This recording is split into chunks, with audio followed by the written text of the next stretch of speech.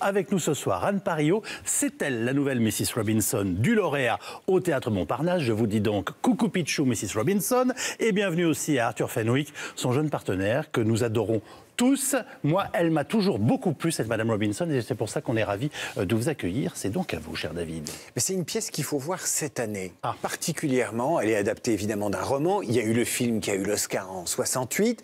Il faut la voir cette année. Pourquoi ? Parce que c'est...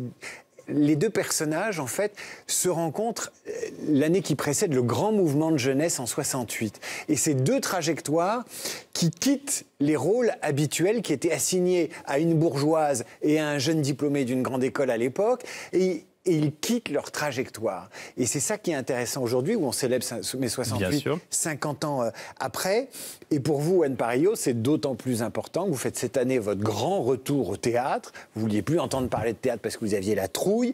Et vous avez choisi d'incarner un des rôles les plus sulfureux, les plus en risque sur scène. Il y a un peu d'inconscience, quoi, chez vous. Non, en fait, je pense que j'ai l'audace des grands timides. Et comme je suis quelqu'un d'excessif, j'ai basculé directement dans effectivement un rôle où il y avait plusieurs défis à relever. Celui effectivement d'un personnage sulfureux et d'un personnage qui n'est pas forcément sympathique a priori. Le défi aussi de me confronter à la performance d'Anne Bancroft, qui était magnifique dans le personnage. Et effectivement, le défi du théâtre que j'ai fait il y a très très longtemps, quand j'avais 16 ans. C'était mes premiers pas dans le métier. Et effectivement, je jouais la fille de Jeanne Moreau. Et j'avais choisi ce personnage-là parce que je pensais être, suivre un apprentissage aux côtés d'un monstre sacré comme Jeanne. Et la pièce a été un succès, ça a duré 9 mois. Et comme mon rôle n'était pas si conséquent et si intéressant, c'est vite devenu une torture. Je me suis dit, plus jamais. C'est amusant parce qu'on peut trouver des correspondances quand même, mais je ne vais pas me lancer là-dedans entre Jeanne Moreau et Anne Bancroft. Mais moi, j'ai envie que vous nous disiez, je le disais, et c'est tout à fait sérieux, moi je l'aime beaucoup, Madame Robinson. Et j'espère que vous aussi, vous aimez votre personnage. Je l'adore. Mais je ne peux pas faire un personnage que je n'aime pas. Parce que j'ai vraiment une approche, comme je le dis souvent, d'une avocate de la défense. Et j'ai une plaidoirie pendant 1h40 sur cette scène pour défendre Mrs Robinson, qui pour moi... Il n'empêche que vous êtes tapé ce jeune homme. Parce que c'est quand même ça. Oui, mais en fait, je ne l'ai pas violé non plus. Non. Contrairement à ce qu'il dit... J'ai fait un acte de prédation, c'est ce qu'on entend dans la pièce. Oui, mais comme elle est de très bonne foi, elle est... Alors, elle l'a évidemment pas violée, mais enfin, elle a quand même vachement insisté en arrivant dans elle l'a provoqué. Elle l'a provoqué, elle a été même assez... Moi, j'ai tendance à défendre un peu mon personnage. Mais bien sûr, allez-y. Mrs Robinson, moi, je la trouve tout à fait sympathique, mais je trouve aussi que parfois, elle peut être un peu... alors, elle est injuste d'une certaine manière parce qu'elle lui refuse l'accès au bonheur quand il va finir par tomber amoureux de sa fille. Bah oui, de la fille de Madame Robinson. De la fille de Madame Robinson. Pour les rares qui ne connaissent pas l'histoire. Voilà. Et donc il va tomber amoureux de sa fille. Elle ne refuse pas un bonheur. C'est hyper difficile pour une maman d'imaginer que sa fille puisse avoir le même amant qu'elle. Il y a quelque chose d'extrêmement malsain aussi.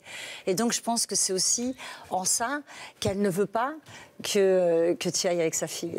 C'est extraordinaire votre dialogue, parce que nous, on n'a plus rien à dire, vous êtes chacun en train d'expliquer, mais de défendre votre personnage. Oui, et jusque dans la vie. On finit par même pas être d'accord sur nos personnages dans la vie, mais parce que...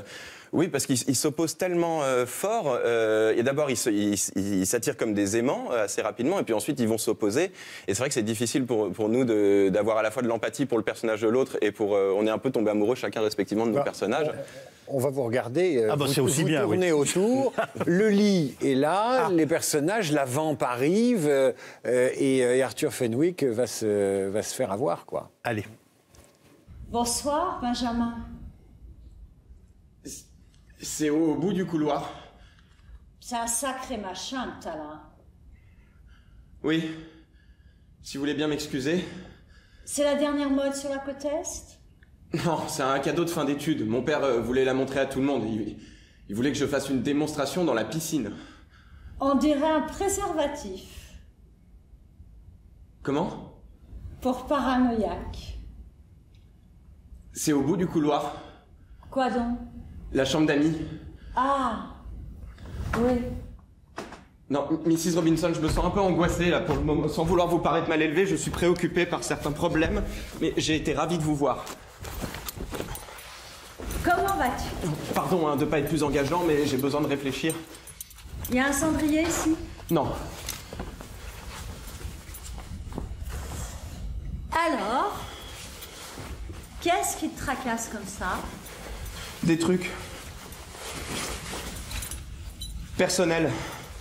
Des problèmes de filles? Alors là, on a une vraie scène de prédation sexuelle hein, qui avance pas complètement masquée. Vous avez revisionné le film et cette scène absolument culte du film où vous, voilà, Dustin Hoffman vous précède. Oui, j'ai surtout essayé de pas essayer de faire comme Dustin Hoffman parce que j'étais cuit. Sinon, si c'était un acteur tellement immense. J'ai revu le film avant de commencer les répétitions. Et ce qui est amusant, bon là, on s'en rend pas trop compte parce que ce sont des images des répétitions. Donc ce qui manque là-dedans, c'est aussi les rires du public. C'est que ce à quoi on s'attendait pas du tout par rapport au film, c'est que la pièce est une vraie comédie, que les gens rient beaucoup. Je ne sais pas comment c'était au moment de la sortie du film dans les salles de cinéma, si les gens riaient aussi beaucoup. Mais là, en tout cas, dans ce que beaucoup de gens nous ont dit, c'est que les fans du film nous ont dit on retrouve de la comédie en plus. Ils étaient plutôt scandalisés, les gens, à l'époque. C'était des tabous, parce que cette scène de séduction avec ce 20 ans d'écart, ce jeune diplômé et cette bourgeoise, ça ne doit pas arriver dans l'Amérique très conservatrice pré-68.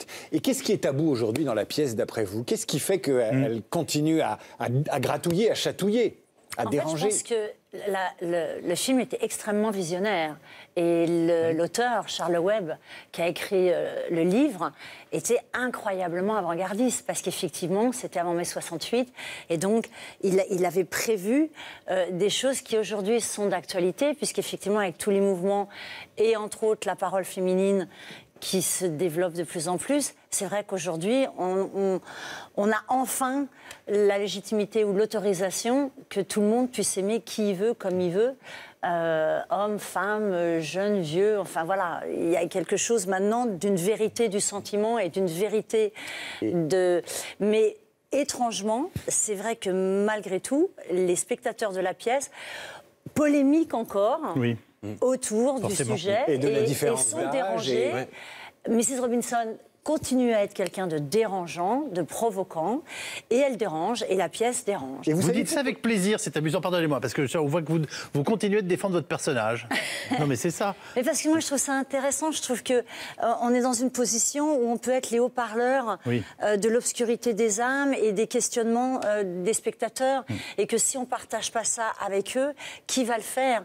Et effectivement, c'est intéressant de poser les questions, de lever les tabous, et donc de déranger, de provoquer et d'avoir l'audace d'assumer. Et pourquoi ils se plaisent? Vous avez compris pourquoi Mrs. Robinson et Benjamin Braddock 2018 se plaisent par rapport aux motivations des personnages du film qui a 50 ans? Parce que... Alors Arthur donnera sa raison. Oui, c'est très bien. Continuez ce dialogue. Nous sommes de bons téléspectateurs. Des arguments. Mais en fait, je pense qu'ils se rencontrent sur un terrain à la fois d'intelligence et à la fois de désillusion, issus de leur intelligence. C'est-à-dire qu'effectivement, c'est deux âmes et deux êtres qui ont une vision sur l'absurdité du monde, une vision très clairvoyante de l'absurdité du monde qui les entoure. Et elle a essayé de s'en échapper et elle a gâché son existence en réalisant qu'elle s'était perdue dans une existence ennuyeuse et sans intérêt auprès d'un mari où elle s'est sentie obligée à cause de l'époque, parce qu'elle était enceinte, donc non seulement d'épouser mais de vivre avec.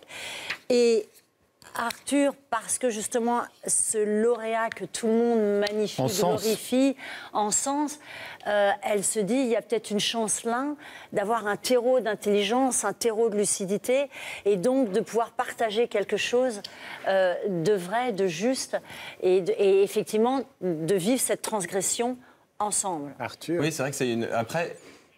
Moi, en ce qui concerne le personnage du lauréat, mon personnage, il n'a pas le même rapport à cette désillusion que Mrs. Robinson, qui, elle, vit ça finalement depuis déjà quelques années, alors que lui, il vient de finir ses études, il y a encore quelques mois, il était très optimiste.